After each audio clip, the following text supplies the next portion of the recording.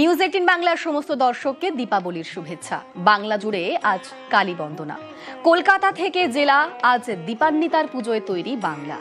জমজমাট বারোয়ারি মণ্ডপ থেকে মঠ মন্দির, সতীপীঠ শক্তিপীঠে ভক্তির আরাধনা চলছে। আর আমরা এই মুহূর্তে দক্ষিণেশ্বরের ছবিটা দেখাবো। দক্ষিণেশ্বরের সকাল থেকেই কালী বন্দনা, মা ভবতারিণীর পুজো উপলক্ষে সকাল থেকে ভক্তের ভিড়। আপনারা জানেন 1855-তে মন্দিরের প্রতিষ্ঠা করেন রানী রাসমণি, আর এখানে সাধনা করেন রামকৃষ্ণ পরমহংস। সকালে মঙ্গল আরতি হয়, তারপর ভোগ নিবেদন হয়, তারপর প্রতিদিনের যে পুজো, নিত্য পুজো, সেই পুজো হয়। আমরা সেই সমস্ত ছবি আপনাদের দেখিয়েছি। আজ মাকে দর্শন করতে ভক্তের ঢল।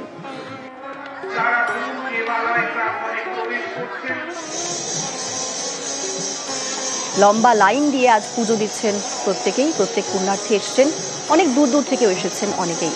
এই মুহূর্তে আমাদের সঙ্গে সরাসরি রয়েছেন প্রতিনিধি প্রিয়াঙ্কা। প্রিয়াঙ্কার থেকে এই মুহূর্তের আবহটা জানতে চাইবো। এখন দুপুর 1টা বাজে, আমরা দেখছি সকাল থেকেই প্রচুর লাইন দিয়ে সবাই অপেক্ষা করে পুজো দিচ্ছেন। প্রিয়াঙ্কা, এখন ঠিক কি ছবি?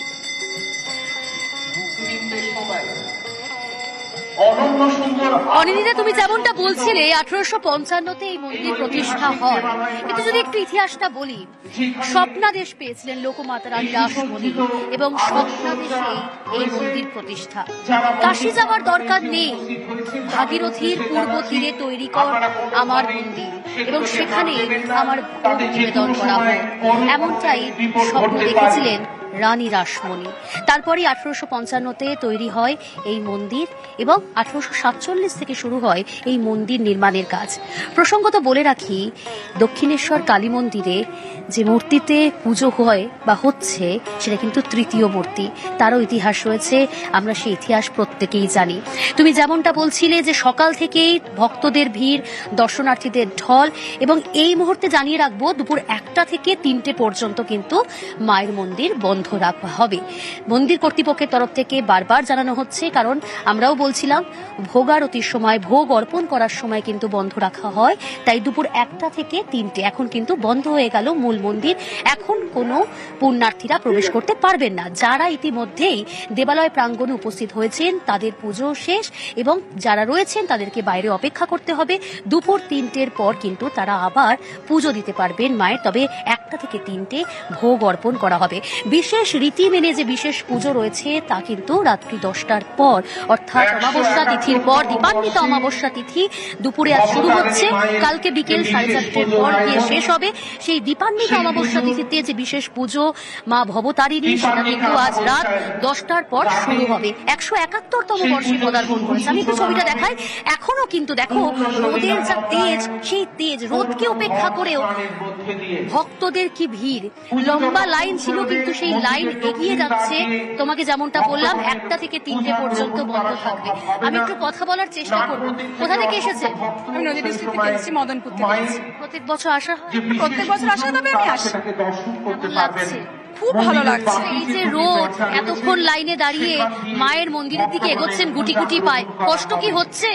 মা আছেন, একটুও কষ্ট হচ্ছে না। সকাল থেকে উপোস করে আছি, আমি কিচ্ছু খাইনি, জল পর্যন্ত খাইনি, পুরো ফ্যামিলি। অর্থাৎ মাকে দেখে, মায়ের দর্শন পাওয়ার পর তারপর বলছি কাটা দিচ্ছে আমার গায়ে। এটাই প্রাপ্তি। আর একেবারে এটাই তো প্রাপ্তি, লম্বা লাইন দিয়ে তারপর মায়ের দর্শন। আর সেই দর্শন করতেই আজকে কত মানুষের ভিড় জমেছে। আপাতত তোমাকে ধন্যবাদ প্রিয়াঙ্কা। আর এরপর একটু বারাসাতের দিকে নজর রাখি। বারাসাতে জমজমাট আলোর উৎসব। দীপান্বিতা অমাবস্যা, আজ বারোয়ারি মণ্ডপে দর্শনার্থীর ভিড়। 59তম বছরের বারাসাত বিদ্রোহীর পুজো। তাদের এবারের থিম মাইসোর প্যালেস। যে ছবি দেখছেন বারাসাতের ছবি। বারাসাত 59তম বছরে পড়েছে বারাসাত বিদ্রোহীর পুজো, আর এবারের তাদের থিম মাইসোর প্যালেস। চলুন এই মুহূর্তে ছবিটা দেখা যাক। আমাদের সঙ্গে সরাসরি রয়েছেন প্রতিনিধি জিয়াউল। জিয়াউল, কেমন ভাবে এই থিমের আবহ ফুটিয়ে তোলা হয়েছে এবং এখন ঠিক কিরকম ছবি, কি চলছে সেখানে?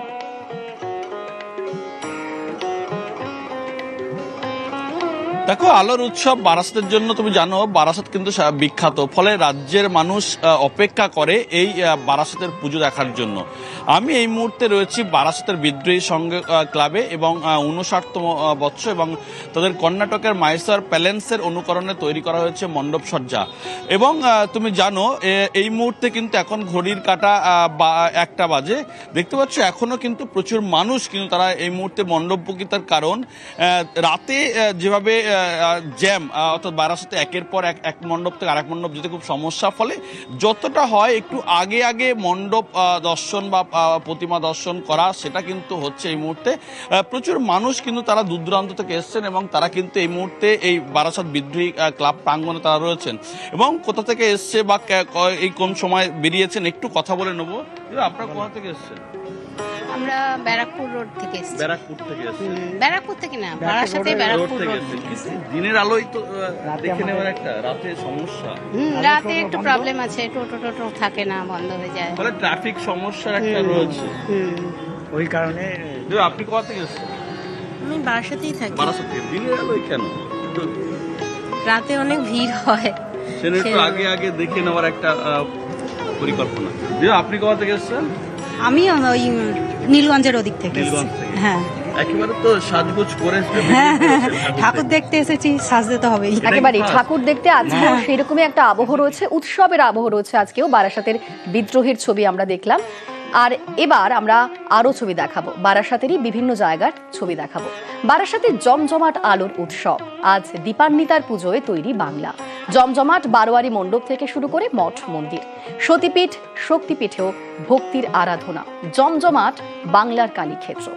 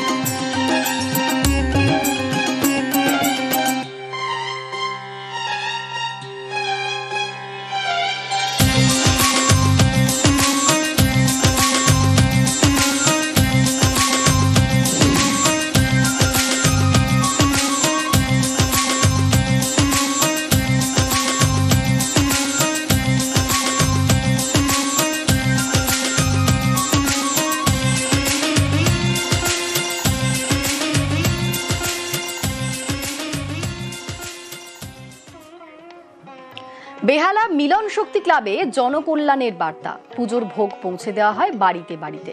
থাকে জমজমাট সাংস্কৃতিক অনুষ্ঠানের আয়োজন।